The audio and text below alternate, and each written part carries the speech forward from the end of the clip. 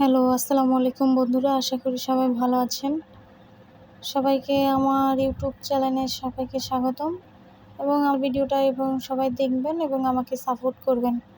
আজকে আপনাদের কাছে নিত্যদিনে যেটা করলাম ওইটার সাথে সাথে একটা গল্প বলি। মানে গল্প না, এটা একটা আমার প্রিয় মানুষের একটা বাস্তব ঘটনা। যেটা হয়েছে কি, তার জীবন অনেক কষ্ট ছিল। তারপর বিয়ে হয়েছে। বিয়ে হওয়ার পর ওনার হাজব্যান্ড হয়েছে হুজুর ছিল। তো উনি শ্বশুরবাড়িতে যেতে পারে নাই। দেখছি ছোটোবেলা থেকেই তো বাপের বাড়ি, তারপর বিয়ে হওয়ার পরও শ্বশুরবাড়ি ছিল। তারপর এক এক করে ওনার 6 মেয়ে হয়েছে। সংসার জীবনে সবার কত কষ্ট থাকে। কিন্তু দেখেন আজকে আমার সেই পরিচিত মানুষটা আজকে অনেক শান্তি। কথা বললে অনেক শান্তি। তার 6টা মেয়ে ছিল, এক এক করে 6টা মেয়ে। 6টা মেয়ে বিয়ে করানো, তারপর অনেক টাকা পয়সা ছিল না। তারা ঠিক মতন খাইতে পারতো না, অনেক কষ্ট করছে। একবেলা খাবার খাইতে অনেক হিমশিম খেয়ে যেত। 6টা বাচ্চা যে ছোট ছোট করে যে 6টা বাচ্চা বড় করা যে কত কষ্টের। তারপর একবেলা আনলে আরেকবেলা খাইতে পারতো না। তখন তার বেতন কত ছিল? 1,000 2,000 করে এরকম ছিল। 1,000 2,000 টাকায় কী হতো তখন বলেন? 1,000 500 700 এরকম হতো। প্রথমে 200 টাকারও করছে, তারপর 500, তারপর 700, এখন বর্তমানে 1,000 2,000 পার ডে আছে মনে হয়। তারপর তো অনেক কষ্ট করে এক এক করে মেয়েরা বড় হলো। তারপর 2 মেয়ে, আর মেয়েগুলো অনেক সুন্দর ছিল। মেয়েরা গেল, আসলো বড় মেয়ে ঢাকাতে। তারপর আসলো ছোট মেজো মেয়েও ঢাকাতে আইসা গার্মেন্টসে জব করলো। জব করার পরে বড় মেয়ের বিয়ে দিল। কিন্তু দেখেন, যদি সুখ না থাকে কপালে সুখ থাকে না। কি আর, আল্লাহ যা লেখছে তাকদীর তাই হয়। বড় মেয়ের বিয়ে দিল। অনেক 7-8 বছর একটা ছেলে সন্তান ছিল। তারপর দিল ওনাকে, ওনার হাজব্যান্ড ছেড়ে দিয়েছে। মানে কথাগুলো বলতে অনেক খারাপ লাগে। তারপর ছেলেরা রাইখা ওনার সাথে ডিভোর্স হয়ে গেছে। অনেক কষ্ট করলো। বাপের বাড়ি গেল, শ্বশুর বাড়ি, তাও শ্বশুর বাড়িতে শান্তি পায় নাই। সারাসারি হওয়ার পরে আসলো বাড়িতে আসা। তারপর তো কি করবে, এদিকে বাবার নিজেরা 4 বোন, কি করবে? তারপর তো লেখাপড়া 4 বোনের, একজনে বাংলায় পড়তো, একজনে হচ্ছে আরবি লাইনে পড়তো, 2-3 জনে এরকম সবাই লেখাপড়াও চালাই রয়ে গেছে।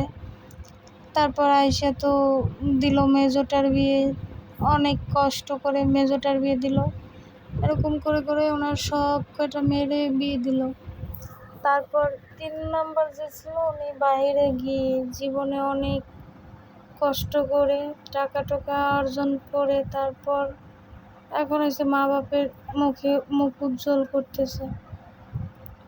এখন বাড়িতে নিজেরা বিল্ডিং করছে, টাকা পয়সা করে তারপর অনেক আর্থিকভাবে অনেক স্বাবলম্বী হয়েছে।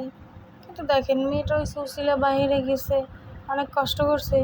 ওই যে বাপ মার অনেক কষ্ট ছিল, ঋণ ছিল, সবগুলো কিন্তু পরিশোধ করছে। তারপর এখন নিজেরা নিজেদের বাড়িতে চলে যাইতে পারছে।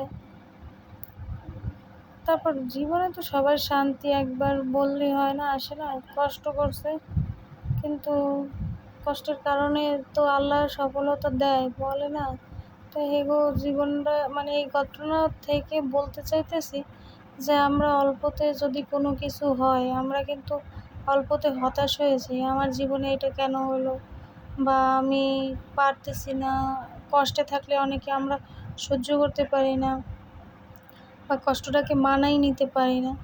কিন্তু দেখেন, তারা কিন্তু অনেক কষ্ট করছে। এখন ওনাদের নিজস্ব বিল্ডিং করছে, তারপর এখন টাকা পয়সা আছে, ভালো চলতেছে, ভালো খাইতেছে।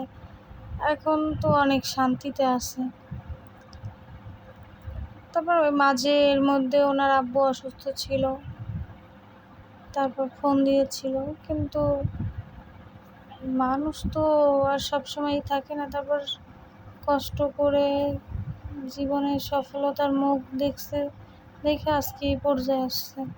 নাহলে যদি ওই রকম বসে থাকতো যে না করবে না, গার্মেন্টস করছে, কত কাজ করছে, ফ্যাক্টরিতে চাকরি করছে, তারপর শেষ পর্যন্ত দেখতেছে এতে হয় না, তারপর সিদ্ধান্ত নিল। তার একটা মেয়ে ছিল, হাজব্যান্ড ছিল, নেশা করতো। তারপর চিন্তা করতেছে যে আমার বাপের তো কোনো ছেলে নাই, আমাদেরই তো সব কিছু করতে হবে। এই সিদ্ধান্ত নিয়ে গেল বাহিরে, এক এক করে 3বার বাহিরে গেল। বাহিরে যাওয়ার পরে এই তো আস্তে আস্তে মেয়ে টাকা ইনকাম করছে, জমাইয়ে বাড়িতে বিল্ডিং করলো। তারপর ওনার টাকাতে এখন সবাই চলতে ফিরতেছে, খাওয়ান খরচ দিত, নানান দিক দিয়ে সহযোগিতা করতো। তারপর তো জীবন তো আর থেমে থাকে নাই, থেমে গেছে, কিন্তু তখন কষ্ট ছিল, অনেক ছিল। আবার দেখবেন কিছু মানুষ অল্প অনেক আগে কষ্ট করে পরে সফলতা পায়, আর কিছু মানুষ আগে সুখ করে বসে খাওয়া দাওয়া করে, আর বসে থাকলে তো রাজার বান্দারও ফুটোই যায়। হ্যাঁ, তারপর হেগো এখন আবার অনটন। তো এককালে শান্তি, এককালে কষ্ট।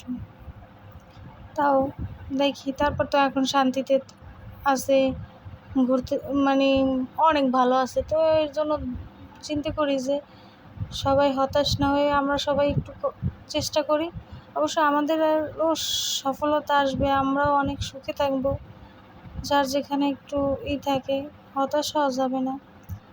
তাই আমার ভিডিওগুলো সবাই একটু বেশি বেশি দেখবেন, লাইক কমেন্ট শেয়ার করবেন এবং আমার পাশে থাকবেন, আমাকে সাপোর্ট করবেন। আর আমার ভিডিওগুলো কমেন্ট করবেন, শেয়ার করবেন। জানি না কেমন হয়, তারপরও চেষ্টা করি সফলতার মুখ দেখার জন্য, নিজেকে আগাইয়ে নেওয়ার জন্য।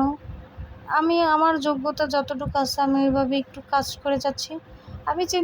আমি বলতেছি বা আমার মন বলতেছে যে এভাবে আস্তে আস্তে ছোটো হয়ে আমি একদিন সফলতার মুখ পাবো বা আমি সামনে এগিয়ে যাব।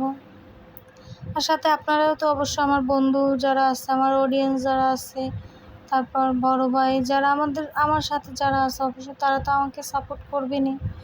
তারা আমাকে দোয়াও করবেন যেন আমি আস্তে আস্তে করে একদিন বড় হই, আমার মনের আশাগুলো যেন পূরণ হয় এবং আমি জানি সব সময় ভালো থাকতে পারি আর সুস্থ থাকতে পারি।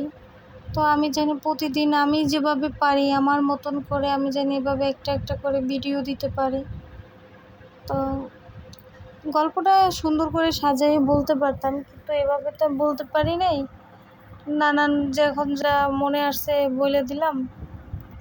তো চেষ্টা করব নেক্সট টাইম যদি কোনো কিছু বলি সুন্দর করে, অনেক ভালো করে বলার চেষ্টা করব। তারপরও যেভাবে হয়েছে আমাকে সবাই একটু সাপোর্ট করে আমার ভিডিওগুলো দেখবেন এবং আমাকে সবসময় লাইক কমেন্ট করে আমার পাশে থাকবেন। হ্যাঁ, আমিও তারপর এখন আর কি বলবো বলেন। ওকে, আল্লাহ হাফেজ, আসসালামু আলাইকুম। সবাই ভালো থাকবেন, সুস্থ থাকবেন এবং সবাই সবার পরিবারের প্রতি যত্ন করবেন, কেয়ার করবেন। মা বাবা থাকলে, মুরব্বি থাকলে তাদের প্রতি যত্নশীল হবেন এবং তাদের আগলায় রাখার চেষ্টা করবেন। ঠিক আছে?